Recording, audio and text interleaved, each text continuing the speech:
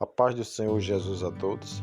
Romanos capítulo 5, versículo 12, está escrito: Portanto, assim como por um só homem entrou o pecado no mundo, e pelo pecado a morte, assim também a morte passou a todos os homens, porque todos pecaram.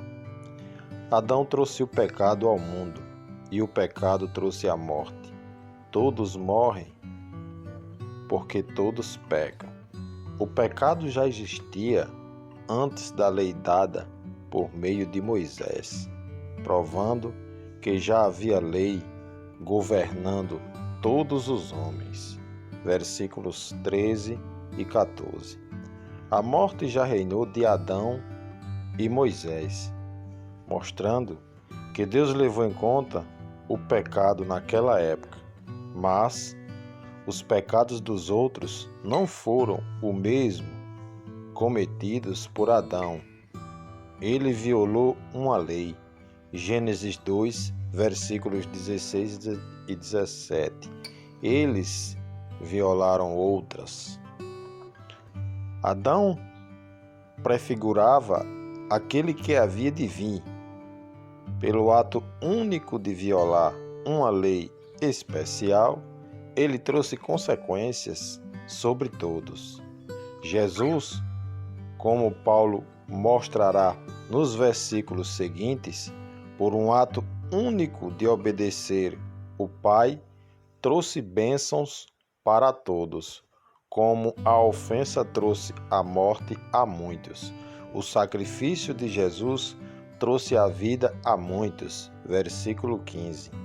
O dom é superior à ofensa, uma ofensa causadora do sofrimento de muitos. A graça responde a muitas ofensas e traz a justificação. Pela ofensa de Adão, a morte reinou sobre os homens. Pelo ato de Jesus, os homens reinam sobre a morte. Versículo 17. Participação de morte e de vida. Versículo 18 e 19. Paulo fala de dois sentidos de morte.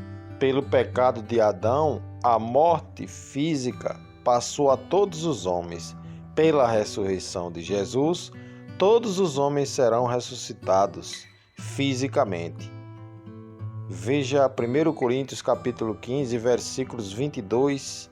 Todos que participaram do pecado participaram também da morte espiritual. E todos que participam da obediência de Cristo se tornam discípulos e participam também da vida espiritual. A lei enfatiza o pecado, mas a graça é maior ainda. O pecado reinou na morte, mas a graça reina pela justiça de Cristo para a vida eterna. A graça e sua recompensa são superiores ao pecado e suas consequências.